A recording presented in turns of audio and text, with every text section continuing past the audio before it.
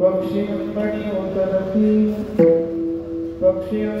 उतरती ते का गुंतो निया किंवा गुंतो निराहाती तैसे असावे संसारी जोवरी प्राचनाची दोरी वस्ती कर वस्ती आला प्रात काळी उठून गेला तैसे असावे संसारी जोवरी प्राचनाची दोरी एका जनार्दनी शरण ऐसे असता भय कवन तैसे असावे संसारी जोवरी प्राचनाची दोरी पडका करू प्रथम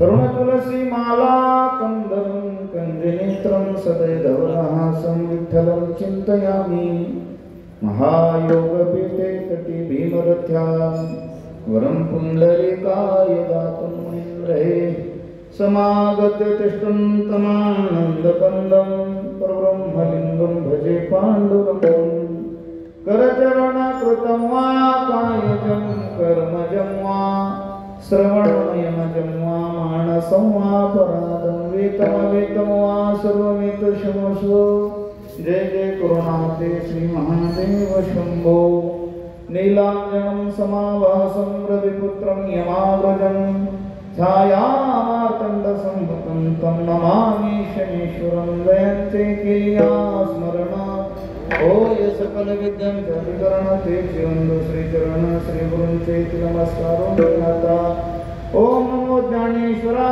करुणाकरा दयाळा तुमचा प्रल्हाद पावन झालो चरणी तुला कुसरे काही चरणी बोलतो वचनी अति भाविका एका जनार्दनी तुमचा दास त्यास आस पुरवावी नमो सद्गुरु तुकया ज्ञानदीपा नमो सद्गुरु सच्चिदानंद रूपा नमो सद्गुरु भक्त कल्याण मूर्ति नमो सद्गुरु भास्करा पूर्ण कीर्ति संतराज ज्ञानं च विदाय भक्ति विलोकितो येन समाधिराज वैराग्यवन्तं सुविचारयुक्तं नमामि जोगं शिरसा गुरुन्तं सोनो पंत कथा गुणिजनतया मासे बोलती नामी शंकर शंकरा शुभकरा निसंग संगती पुण्य श्लोकीचा पुण्यनगरीचा हिरा करा शोभतो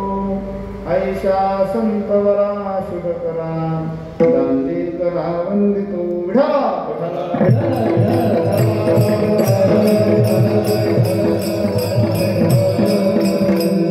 निवृत्तीनाथांचे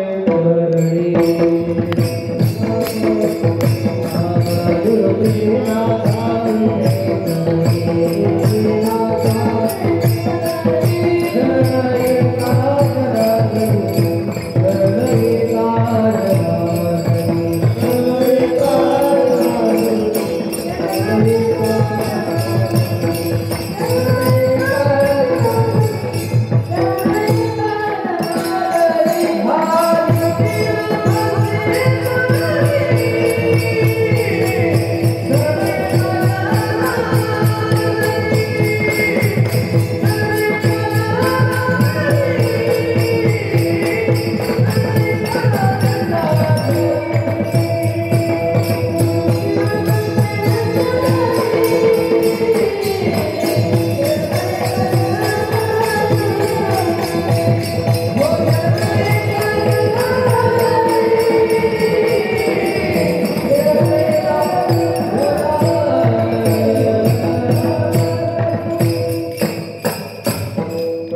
इंगणी उतरती ते का गुंतोणी राहते तैसे असावे संसारी जोरी प्राचनाची दोरी. प्रस्तुत प्राप्तस्थळी प्राप्तवेळी भगवत चिंतना करता कीर्तन रूपी सेवेकरिता निवडलेला घेतलेला अभंग पुण्यसरीला दक्षिण वाहिनी गोदावरी मातेच्या तीरावर वसलेलं दक्षिण काशी पीठ प्रतिष्ठान क्षेत्रनामा पैठण येथील शांती ब्रह्मनाथ बाबा यांचा 4 चरणाचा संसारी जीवाला संसार सुखाचा कसा व्हावा याचे सूत्र सांगणारा अभंग आहे.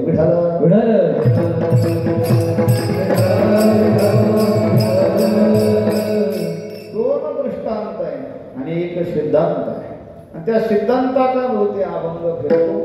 पवित्र धरा तपोभूमी तपोस्थली पुण्य पावन क्षेत्र अंधर क्षेत्रामध्ये पवित्र दक्षिण वाहिनी कोळगंगेच्या ह्या तीरावरती भगवान शनेश्वराच्या अधिष्ठानाने पवित्र असलेली ही भूमी हा सभागृह आणि या सभागृहामध्ये ही कीर्तनमाला होण्याचं निमित्त किंवा निमित्ताने वैकुंठवासी वसंतराव काशीनाथ देशमुख यांच्या प्रथम वर्ष श्राद्धाच्या निमित्तानं पुण्यस्मरणाच्या निमित्तानं त्यांचे 3ही पुत्र आदरणीय राजेंद्र भाऊ आदरणीय बाळू भाऊ आणि आदरणीय अशोकराव आणि उषाताई आणि सर्व पुतणे सर्व देशमुख पाटील परिवार आप्तेष्ट जनगोत्र नातेवाईक या ठिकाणी उपस्थित गुणीजन स्वागत मुनीवर विप्र मंडळी गुरुस्थळी असणारे आदरणीय हरिभक्त वर्णांचे सागर महाराज पाठक यांच्या चरणी साष्टांग भावाने प्रणिपात करतो. त्यानंतर आदरणीय हरिभक्त परायण जे तालात आहे जे लयात आहे आदरणीय हरिभक्त परायण मयूर महाराज या ठिकाणी उपस्थित मयूर महाराज येवले हृदयस्थ व्यक्तिमत्व त्यांनाही वंदन आणि आदर्शवत वारकरी शिक्षण संस्था वैकुंठवासी आदरणीय हरिभक्त परायण अनिलजी महाराज यांची कृपांकित असणारे आदरणीय हरिभक्त परायण सुवर्णाताई माई या विद्यमान अध्यक्ष असणाऱ्या ज्ञानराज वारकरी शिक्षण संस्थेतील सर्व गुरुजन साधक मान्यवर त्यानंतर आदरणीय आमचे सिद्धेश महाराज आदरणीय सर्व वारकरी मंडळी आणि ह्या कीर्तनाला यश यावं यासाठी यश महाराज आदरणीय मृदंगाचार्य जय मल्हार संस्कृती मानधनसूर उपस्थित मातृवर्ग पितृवर्ग आदरणीय आमचे ढमाले मामा आदरणीय पोपटराव यांच्याद्वारा हे नियोजन आजचं पडरंग परमात्म्याच्या वारीला म्हणजे काय हो उद्या सकाळी पौर्णिमेच्या दिवशी गोपाळपुऱ्याला लाहिक आला होतो आणि तिथून पुढे दर्शन होतं. नंतर सर्व संत भगवंताला भेटतात आणि देवाचा संतांचा संवाद आषाढी कार्तिकी विसरू नका मोज सांगत असे गुज पांडुरंग परमात्मा म्हणतो ज्ञानाला तुकोबाराय निवृत्ती दादा सोपान काका मुक्ताई साहेब शांती ब्रह्म बाबा निवृत्ती दादा सर्वांनी लक्षात ठेवा मला ह्या 2 वारीला विसरू नका म्हणून आज भगवंताचा आणि संतांचा निरोपाचा उद्याचा दिवस आणि त्या निरोपाच्या दिवशी नंतर पक्षपूजा होते नंतर वारी आटोपते.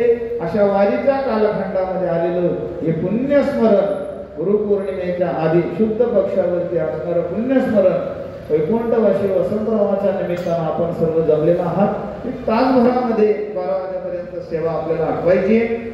अभंगाचा मतिभाव आपल्या पुढे ठेवण्या अगोदर किंवा निमित्तानं वर्ष श्राद्ध हा विषय असा होऊन बसलाय सध्या. श्राद्ध करावं का न करावं करावंच का करावं आपले पितर आपल्याला आशीर्वाद देतील म्हणून करावं. विठ्ठल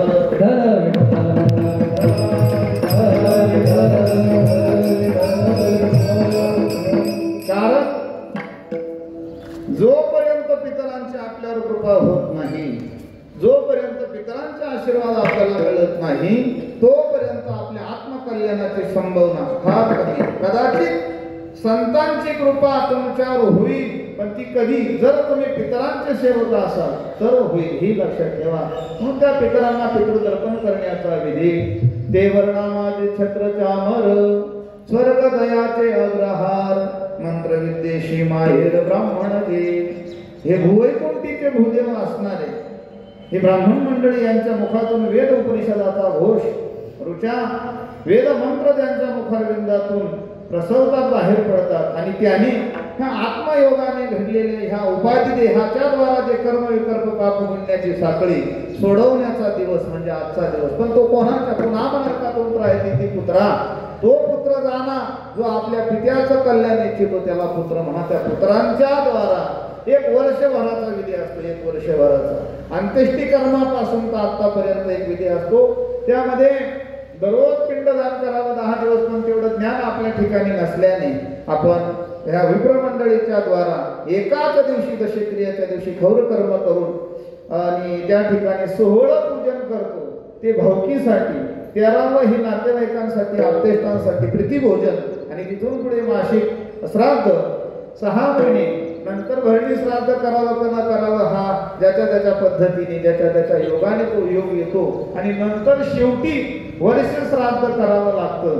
पुण्यस्मरण त्याला आपण म्हणतो पुत्राच्या द्वारा. याची एक गोड संकल्पना आहे. का पुण्यस्मरण म्हणायचं?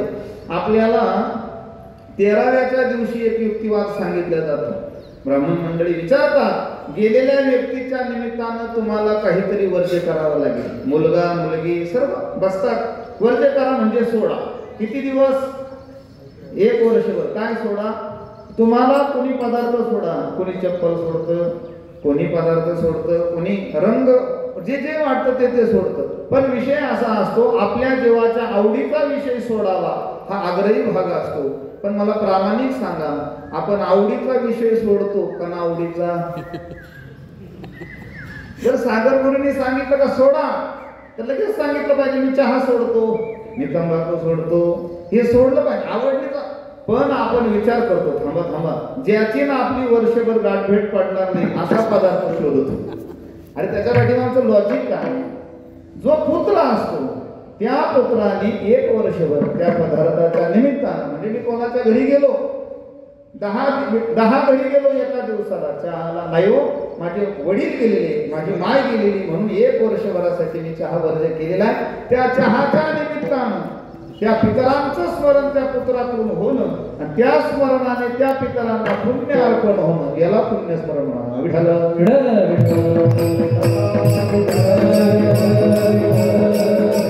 अशा ह्या पुण्यस्मरणाच्या निमित्तानं दुःखामध्ये असतात मंडळी. शोक होतो महाराज, माय असू द्या बाप असू द्या. अरे बस मध्ये केलेला प्रवास, येवल्यावरून मनुष्य बसला आणि जर तो संभाजीनगरला उतरला तर तेवढ्या काळामध्ये शेजारी बसण्याची बद्दल प्रीती तयार होते आणि उतरताना तो विचारतो आता कधी भेटाल तुम्ही पुन्हा आम्हाला? आपल्याला बोलता येत नाही. अरे प्रवासामध्ये 2 तासामध्ये व्यक्तीचा लोभ आणि प्रेम तयार होत असेल तर जन्मदाता जेव्हा निघून जात असेल त्या पुत्रांचं दुःख केवढं असेल, त्या घराचं दुःख केवढं असेल. पण तरी सुद्धा ते दुःख वाचवून आपल्याला जीवन जगावं लागतं. हे नवले विठ्ठल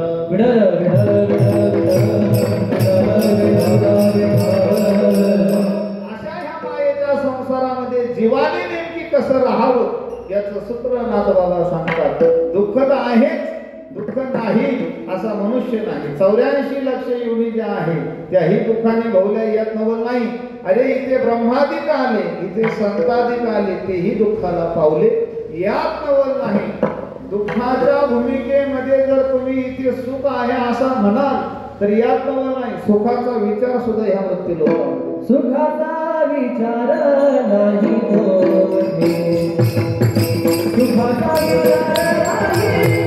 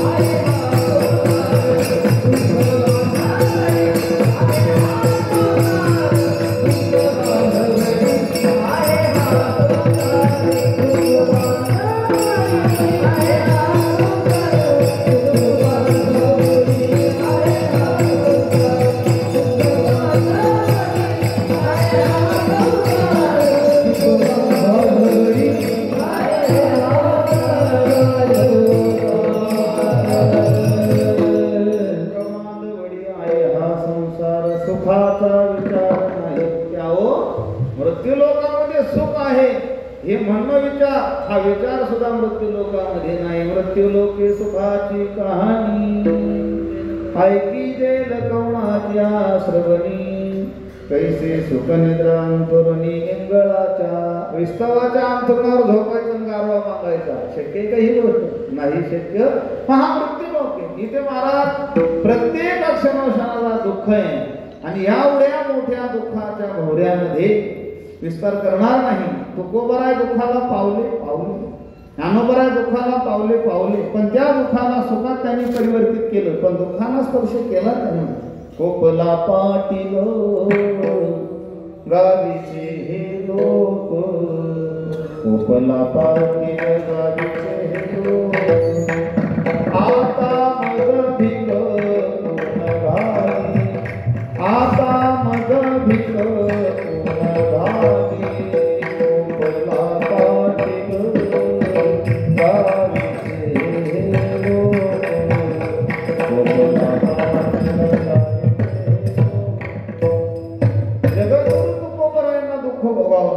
ज्ञानोबराय. अरे इंद्रायणी वाटेल म्हणून पाणी सुद्धा मिळालं नाही. भगवान परमात्मा परिपूर्णतम असणारा कामा श्री कृष्ण भगवान परमात्मा बंदीशाळेत जन्माला येतो, अवताराला येतो. ज्या गोपिकांनी निश्चित भावाने प्रेम केलं त्या पुन्हा जीवनात भेटल्या नाही. सख्या मामाला मारावं लागलं, द्वारका स्थापन करावी लागली, पण द्वारकेत राहता आलं नाही. हस्तिनापुरात राजकारण केलं आणि हस्तिनापुराचे सगळे दोष शापित घेऊन एवढा मोठा साम्राज्य सम्राट वनामध्ये एका झाडाच्या बुंद्याला पाठ लावून जर अवतार समाप्ती करत असेल तर हे सुखाचे लक्षण नाही. प्रभू रामचंद्र एक बाणी एक पत्नी एक वत्नी, जान जाय करी वचन न जाई, ऐसी रघुकुल रीत सदा चली आई. एवढं साम्राज्य सम्राट अयोध्या मोक्षपुरी आहे, कौशल्या माता आहे, राजा दशरथ पिता आहे, भरतासारखा शत्रुघ्नासारखा लखन भैयासारखे बंधू आहे. पण असा सुद्धा असणारा राजा पत्नीच्या संबंधाने योगामध्ये राहावं लागलं. हा काही सामान्य वाद नाहीये. एवढं दुःख जर मृत्यू लोकामध्ये आहे तर ह्या मृत्यू लोकामध्ये तुम्ही सुखी संसाराचे सूत्र नाथबाबा सांगतात कशी? विठ्ठल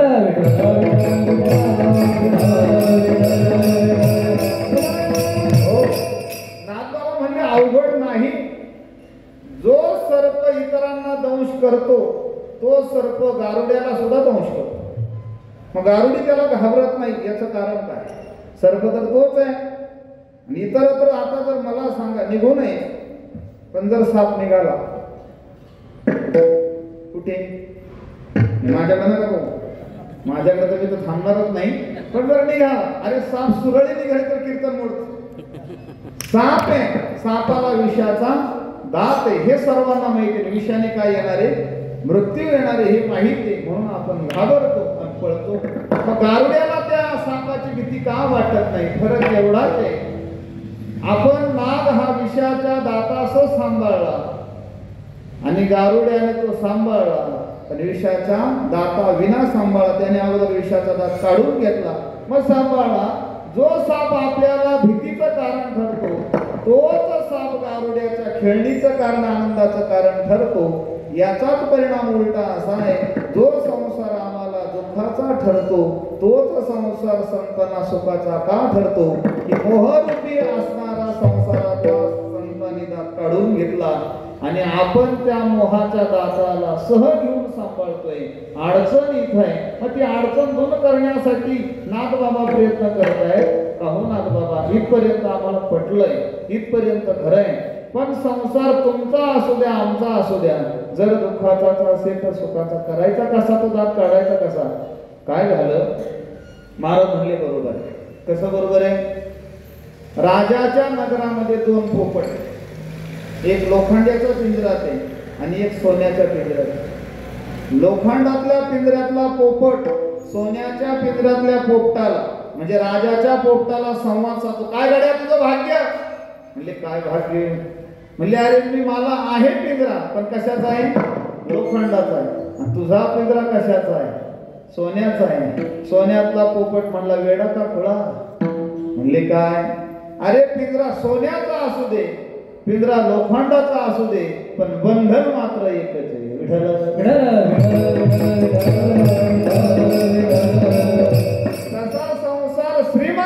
असू द्या, संसार गरिबाचा असू द्या, त्यामधलं दुःख मात्र सारखं. आपल्याला वाटतं मर्सडीज मध्ये फिरणारा सुखी असेल, त्याला वाटतं हेलिकॉप्टर मधला सुखी असेल, त्याला वाटतं विमानातला सुखी असेल, आपल्याला वाटतं अंबानी सुखी असेल, आणि अंबानीला वाटतं झोपडीतला मुलगा सुखी असेल. अरे पंढरीच्या वारीतल्या वारकऱ्याकडे पाहिल्यानंतर सर्वांना वाटतं हे सुख काहीच नाही, ते सुख आहे म्हणले.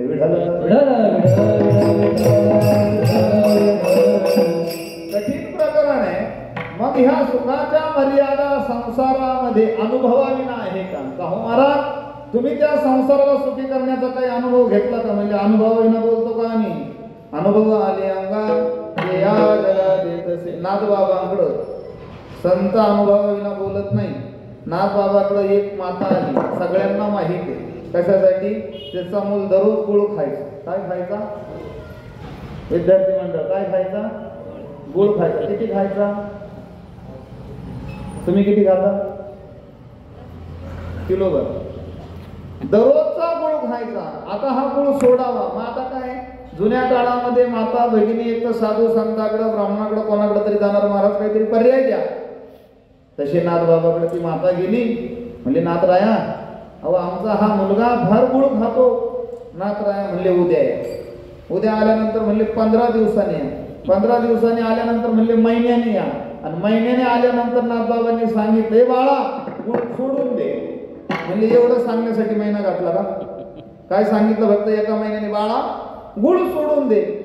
म्हणले माय अडचण अशी होती, तो गुळ खात होता, हा सोडण्यासाठी तू मला माझ्याकडे त्याला आणलं खरं, पण अडचण अशी त्याच्यापेक्षा जास्त गुळ मलाच आवडत होता.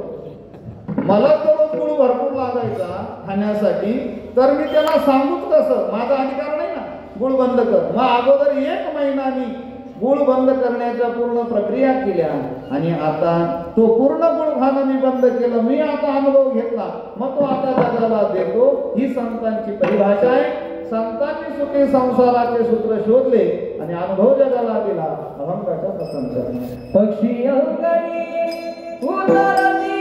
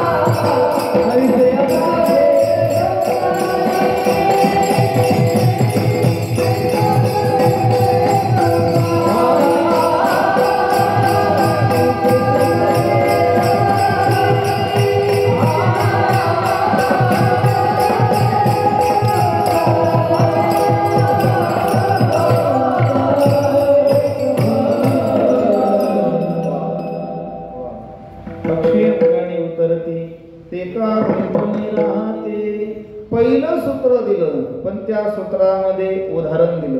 कोणाकडं तरी पाहून काहीतरी करावं लागतं. परमार्थ सुद्धा हा कोणाकडे तरी पाहून करावा लागतो आणि प्रपंच सुद्धा कोणाकडे तरी बघून करावा लागतो. कुठल्याही क्षेत्रामध्ये आदर्श नसेल तर त्यामध्ये उन्नती होण्याची संभावना फार कमी आहे. मृदंगाचार्य यश महाराज असतील पण कोणाला तरी समोर ठेवला असेल, गायनाचार्य मयूर महाराज असतील कोणाला तरी समोर ठेवला असेल, गुरुजी असतील वेदपाठक झाले असतील पण कोणाला तरी समोर ठेवला असेल. आम्ही बोलतोय तर कोणाला तरी समोर ठेवून बोलतोय. तसा संसार सुद्धा करावा आणि प्रपंच परमार्थ करावा पण अगोदर कोणाला तरी समोर ठेवावं, मग मार्ग सुलभ होतो. बरोबर आदरणीय पूजनीय संदीपन दादांचं एक वाक्य सांगतो. संतांनी सांगितलेला ऐका संतांनी सांगितलेला प्रपंच सुद्धा परमार्थ ठरतो आणि सामान्यांनी केलेल्या प्रक्रियेतून सांगितलेला परमार्थ सुद्धा प्रपंच ठरतो.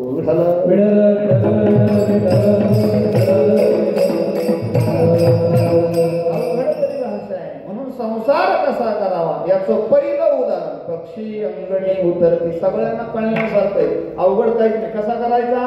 सुखी व्हायचंय ना, दुःखी राहायचं नाही ना, मग त्याच्यात गुंतायचं नाही. मग कोणासारखं? पक्षी अंगणी उतरती.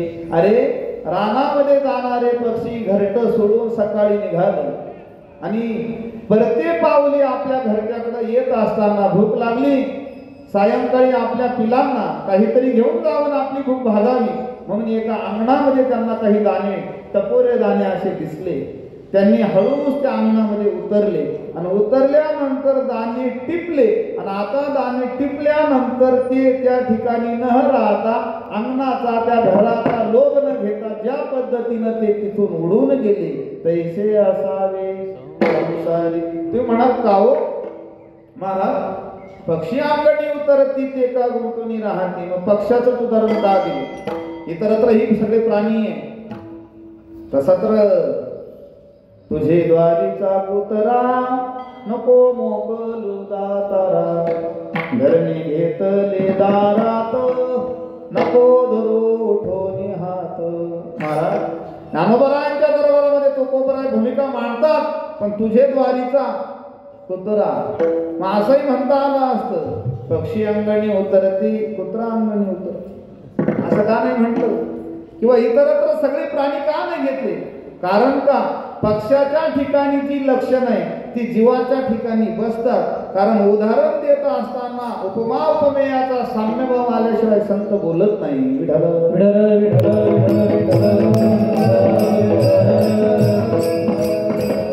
पक्षी आकाशात उडतो, जीवही जीवनामध्ये उडतो.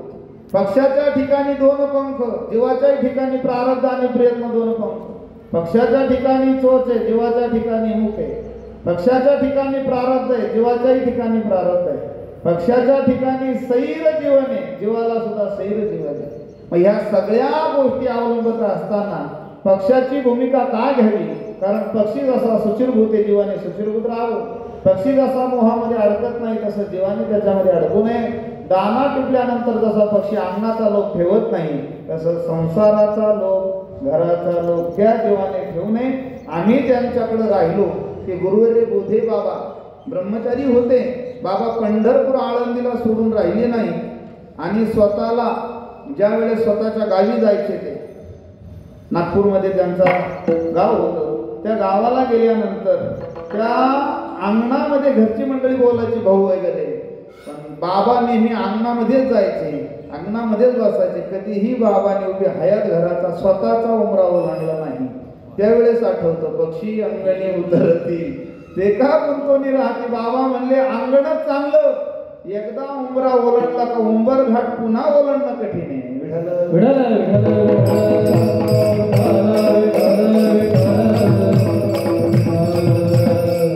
असं जीवन जगलं पाहिजे. म्हणून पक्षाचं उदाहरण दिलं. का हो? पक्षीही दाणे टिकतो आणि आपणही दाणे टिकतो. फरक एवढाच आहे, पक्षी दाणे टिपून निघून जातो आणि आपण दाणे टिपल्यानंतर त्या जागेवर सत्ता गाजवतो. आता वारीवरून बरीच मंडळी घरी यायची. दिंडी उतरते बघा, दिंडी उतरते आणि असं एवढंच शेड असतात, माणसं 2000 असतात, 2-3 दिंड्या एकत्र असतात. प्रत्येक जण पटकन येतो, पटकन त्याचा घोंगटा घेतो, ही माझी जागा आहे. ही काय माझी जागा, एवढे म्हणतात. ते म्हणतात माझी जागा आहे. स्वतःचे जे गावकरी असतात त्यांनी जे शेड उभं केलेलं असतं ते म्हणतात अरे हे शेड आमचं आहे. बरोबर, ज्या आमदाराच्या निधीतून ते आलेला असतं तो आमदार तिथे येतो हे भाजपातून, हे शेड माझ्या निधीतून झालं. बरोबर, आणि सर्व झाल्यानंतर दिंडी मालक म्हणतो एवढी जागा आमच्या दिंडीची आतली, तुमच्या दिंडीची त्या बाजूला आहे. मग नेमकी जागा कोणाची? ती जागा कोणाची? बरं मला सांगा, दिवस उगल्यानंतर त्या जागेवर मालकी गाजवतो का आपण? कारण आपल्याला माहिती आहे दिंडी निघणारी आपल्याला निघायचंय.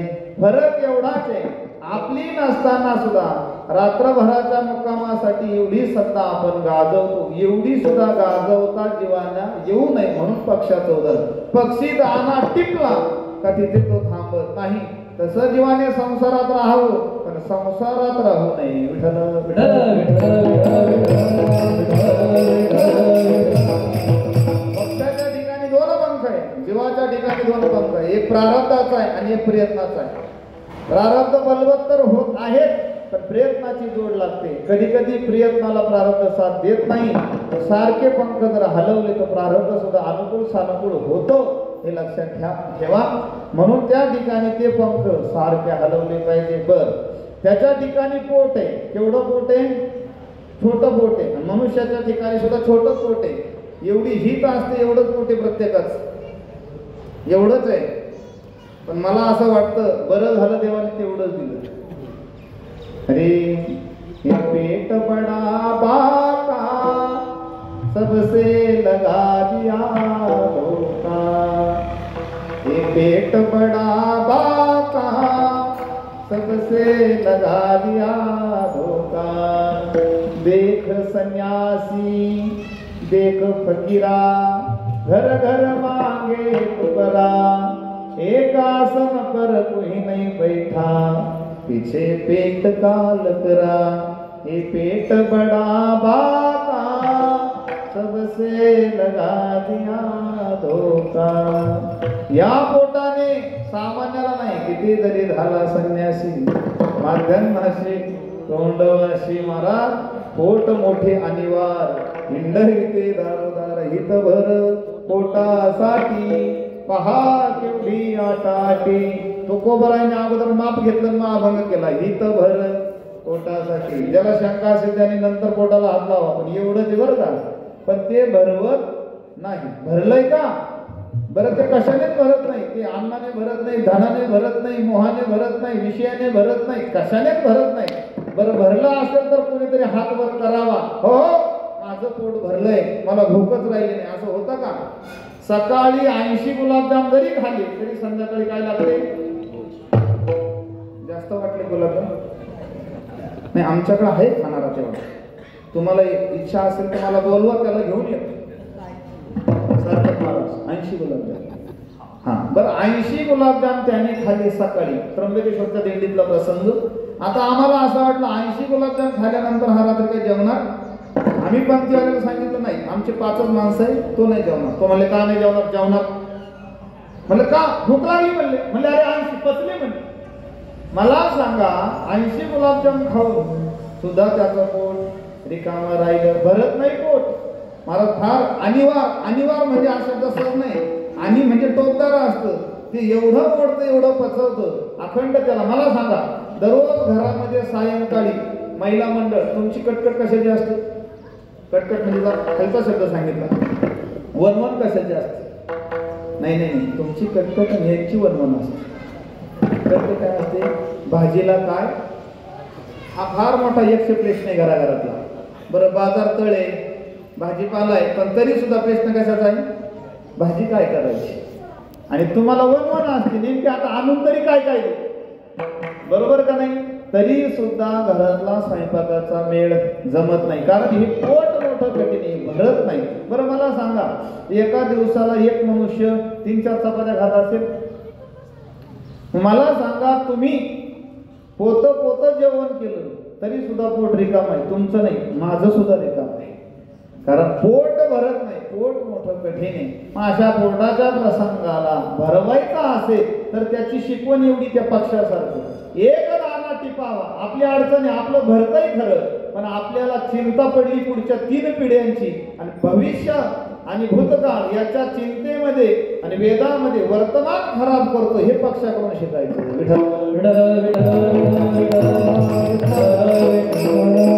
मला सांगा, कुठलाही पक्षी आकाशात भरारी घेत असताना त्याची कधी चिंता बघितली का तुम्ही? त्याचा कधी तुम्ही लोड बघितला का? बर, पायांना कळा लागल्या म्हणून वगैरे नाही, तसं काही नाही. टाळ आला, टाळ रिकामा होता. मनात बऱ्याच वेळचा विचार होता, काय करू काय नको करू, करू का नको करू का नको. पण केलं हे महत्वाचं. कीर्तन होऊन गेलं असतं तर टेन्शन आलं असतं. बरं, हरकत नाही, उभे दादा वगैरे उभे राहिले म्हणजे कीर्तनाला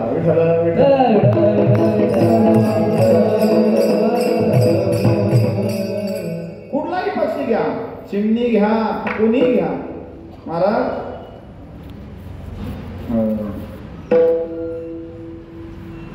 सांगत नाही पण आपल्या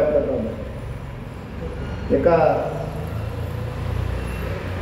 हिंदी चित्रपटामधलं एक गीत आहे. मला पक्षाबद्दल आठवतं. माहेरवाशी मुलगी असते ना, म्हणजे बहीण असते. बहीण, अरे भैया तेरे आंगन की मैं तो एक चिड़िया रे, रात भर बसेरा रे, सुबह उड़ जा. बस संपला. तिकडे नका जाऊ. मी म्हणत नाही तरी सागर महाराजांची माफी मागून जरा स्पर्श केला. ऐका, त्याचं कारण का त्या चित्रपटकर्त्याला सुद्धा बहिणीला माहेरी आता ती निघून जाणार आहे फेसू उदाहरण पक्षाचं सापडलं. विठ्ठल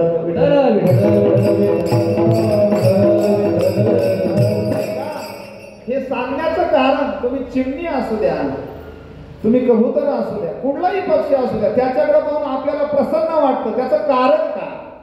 तो पक्षी कधी भविष्याची चिंता करत नाही आणि भूतकाळात काय झालं याची आठवण काढत नाही. वर्तमान स्थितीला जगत राहतो. अरे दाना आज दिलाय ना, ज्याने मला चोच दिली त्याने चारा तो देणारच आहे. जो दिवस उगवलाय तो मला आनंदात घालवायचा आहे आणि मला संसाराची घेणं देणं नाही. माझं कर्म मला तिथपर्यंत निघ, अन्नमान धन हे तो प्रारब्ध तिथपर्यंत मला जायचंय, माझा प्रवास करायचा आहे. विद्यार्थ्याचं कर्म आहे त्याने अभ्यास करावा, रिझल्ट आपोआप लागेल. शेतकऱ्याचं कर्म आहे त्याने शेती पिकवावी, आपोआप उत्पन्न होईल. गाणाऱ्याने वाजवणाऱ्याने कीर्तनकाराने नित्य अभ्यास करावा, सिद्धांत आपोआप बाहेर निघतील. त्या पद्धतीनं तुमच्या आमच्या जीवनामध्ये कर्म करत राहावं, देव त्याला न्याय देत राहील. आपण फक्त आपली अडचण अशी, आपण मोह आपल्याकडे घेतला, अहमाध्यासाचा ध्यास धारण केल्यामध्ये दुःखी झालो. म्हणून जर तुम्हाला सुखी जगायचं असेल तर पहिलं उदाहरण आहे, पक्षी अंगणी उतरती ते का गुंतवणी राहते, ते गुंतवणी राहत नाही. मग काय करावं? तसा संसार करावा, दुसरं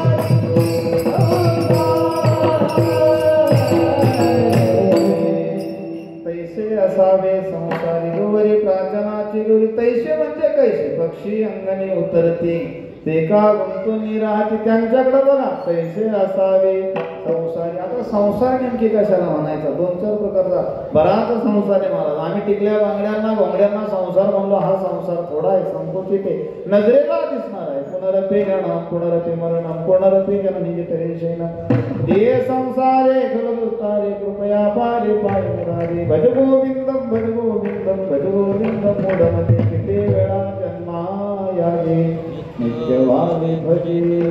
पुन्हा जन्म पुन्हा मरण हा सुद्धा एक काय संसार. अहंकार हा सुद्धा एक संसार आहे. शरीर सुद्धा संसार आहे. जोरी नाही निरसला देह तोरी अवघे संसारिक. तुकोबराय महाराज म्हणतात शरीराचा निराश जोपर्यंत होत नाही तोपर्यंत जरी संन्यासी ब्रह्मचारी झाला तरी तो संसारिक आहे. फरक एवढाच आहे त्याच्याकडे पत्नी नसते, बाकी तो सुद्धा संसारिक आहे. मठ मुद्रामध्ये मंदिरामध्ये त्याची नजर गुंतत असेल, हृदय गुंतत असेल, अजून संसार शिल्लक आहे. ज्या दिवशी मी आणि माझी आईशी आठवण विसरले गयाचे अंतकरण पारता तो संन्यासी जाण निरंतर. ती भूमिका त्या दिवशी संसारातून सुटते असं म्हणावं. एवढा मोठा मायेचा हा संसार आहे, यालाही संसार म्हणा. आणि अशा असणार आम्हाला देहादिकांबद्दल सुटणं कठीण आहे. एक वेळेस सगळंच होते. हरी धनदारा पुत्र बंधू सर्व मिथ्याये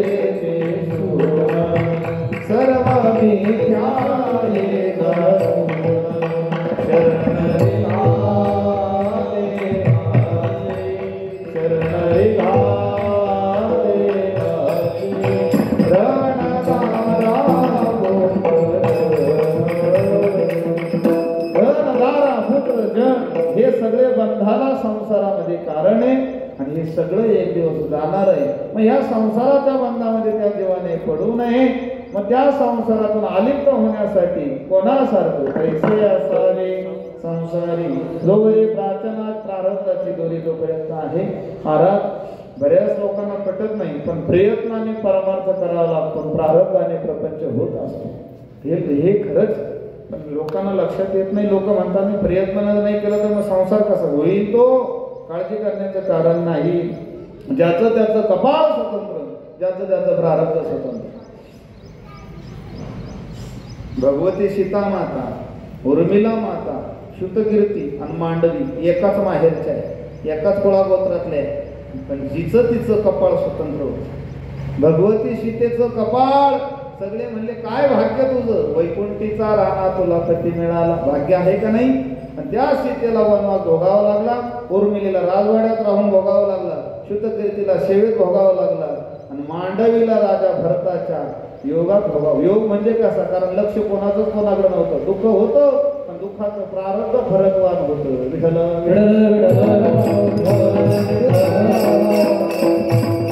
आपल्या जीवनामध्ये संसार करत असताना जोवरी प्राचनाची दोरी तोपर्यंत तो संसार सुख होईल. पक्षाचं उदाहरण थोडस कमी वाटलं, मग तैसे म्हणजे कैसे अजून एक उदाहरण दिलं. अभंगाचं 3रं चरण. वस्ती करा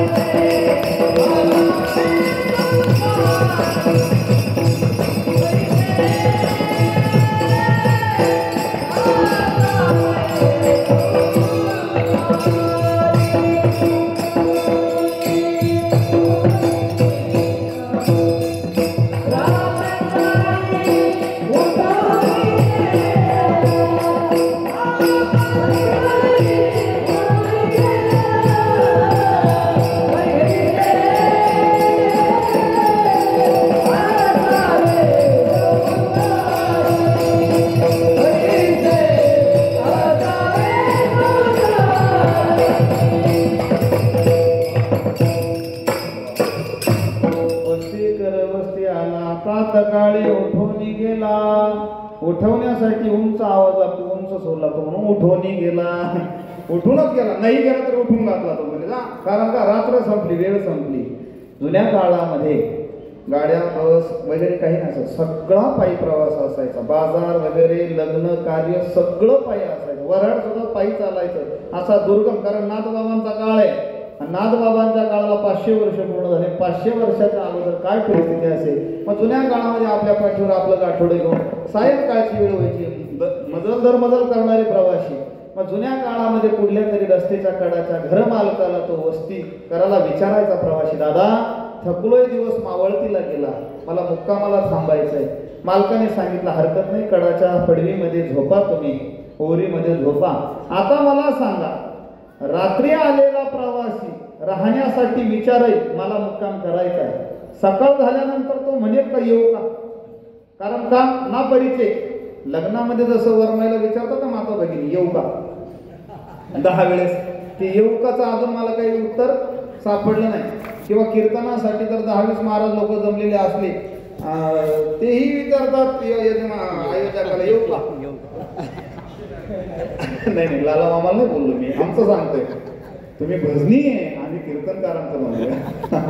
ऐका ऐका ऐका, का येऊ का हा प्रश्न तो का विचारत नाही, त्याला 100% माहिती आहे. या घराचा माझा सूत्रसंबंध काहीच नाही ना, सोयरे धायरे. अरे रात्रभर उलट मुक्कामाला दिलंय, एवढे आभार मानावे. आणि आपण आता दिवस उगल्यानंतर निघावं, पैसे असावे संसारी. मग आम्ही आंधरसुलामध्ये जन्माला आलो, आम्ही चांदवडला जन्माला आलो, मग आम्ही ज्या गावाला घराला कुळाला जन्माला आलो तिथे आपला मुक्काम तेवढ्या रात्री पुरताच आहे. फक्त आपल्याला ती रात्र मोठी वाटते ही अडचण आहे, पण तेवढीच रात्र येते, 12 तासच येते. अरे 80 वर्षाच्या आजोबाला मी एकदा सहज विचारलं, बाबा वय किती? म्हणले 80 वर्ष. फार मोठा काळ गेला. ते म्हणले महाराज कळालंच नाही. किती वर्ष? 80 वर्ष आयुष्याचे. त्या म्हणे मला आज असं वाटतं मी आत्ता बालपणात खेळत होतो. अरे 80 वर्ष आयुष्याची कळली, क्षणासारखं आयुष्य निघून जातं. मग एवढं मोठं आयुष्य निघून जातं. बरं ते कधी मरण काही सांगता येत नाही. बरं तुम्हाला आम्हाला सर्वांना की आएगा सो जाएगा, राजा रंग भरले तोरण आले अवतार.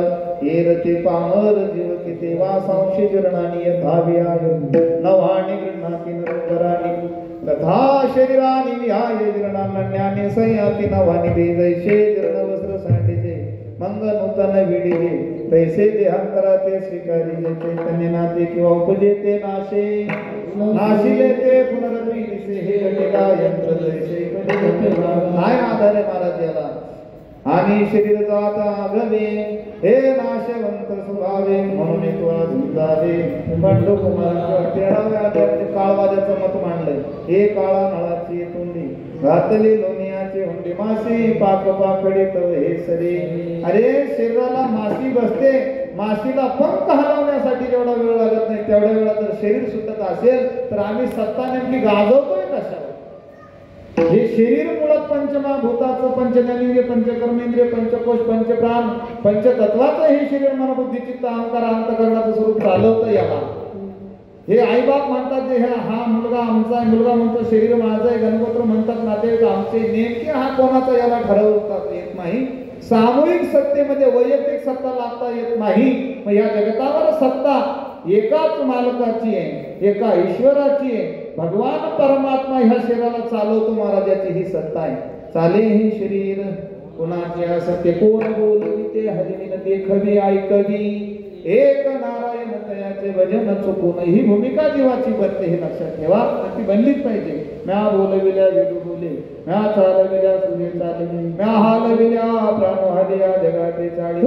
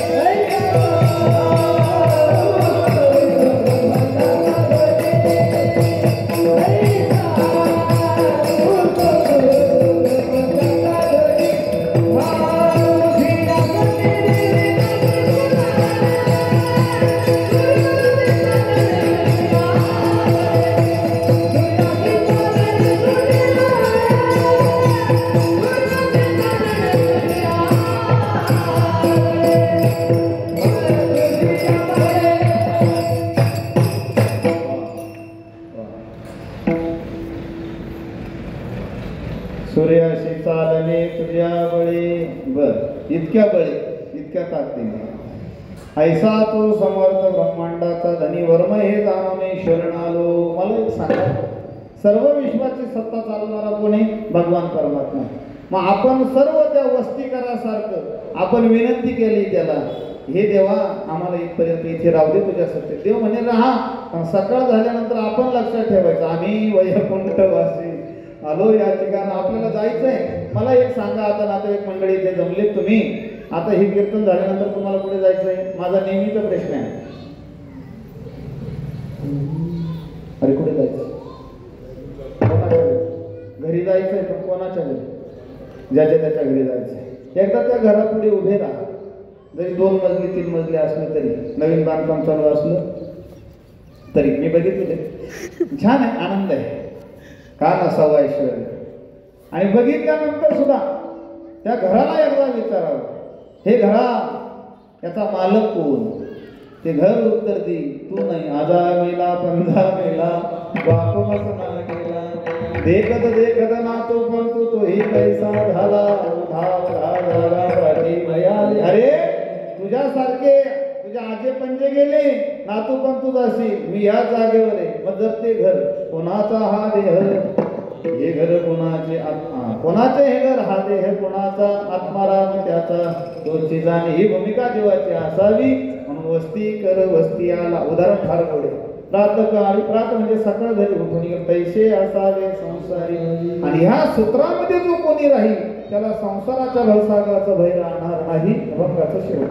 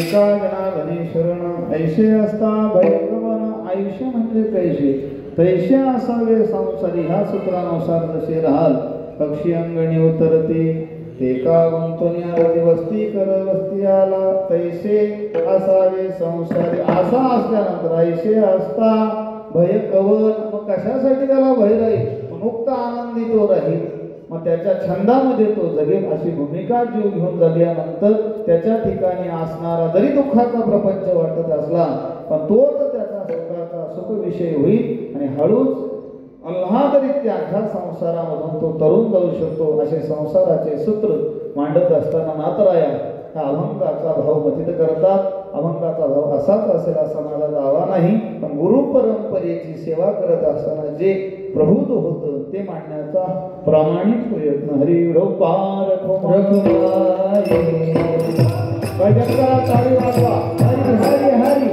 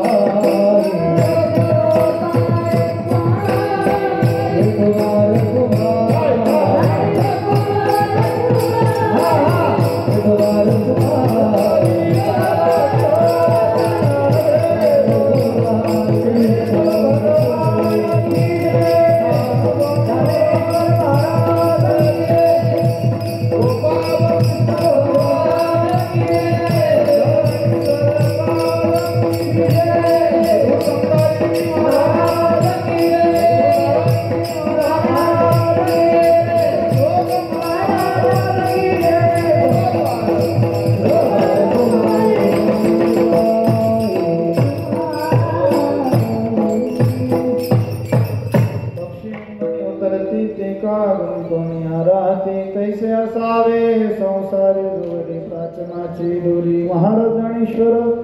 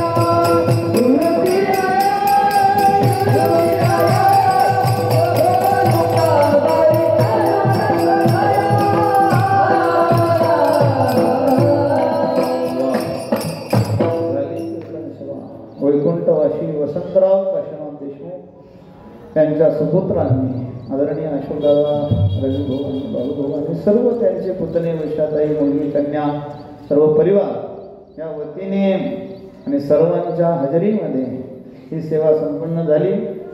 आमच्या गुरु परंपरेमध्ये स्वानंद सुखनिवासी सद्गुरू जोग महाराज वारकरी शिक्षण संस्थेचे 4 खांब सांगितले जातात. त्यापैकी आदरणीय गुरुवर्य प्रातस्मरणीय ब्रह्मलीक बंकटस्वामी महाराज, वैकुंठवासी प्रातस्मरणीय ज्यांच्या संकल्पनेतून संस्था निर्माण झाली ते पूजनीय मारुतीभाऊ गुरु आळंदीकर, आदरणीय वैकुंठवासी प्रातस्मरणीय काल ज्यांचं पुण्यस्मरण झालं ते लक्ष्मणभाऊ इगतपुरीकर आणि आदरणीय वैकुंठवासी प्रातस्मरणीय पूजनीय सोनोपंत मामा दांडेकर यांचं आज पुण्यस्मरण आहे. मला कसं विस्मरण झालं माहीत नाही, पण परंपरेवरचं प्रेम म्हणजे सागरदादा यांनी मांडलं. आता नेहमीच असलो की सोनोपंत तथा गुणीजनतया मामा असे बोलती, सोनोपंत तथा गुणीजनतया सर्व गुणीजन मामा असे बोलती.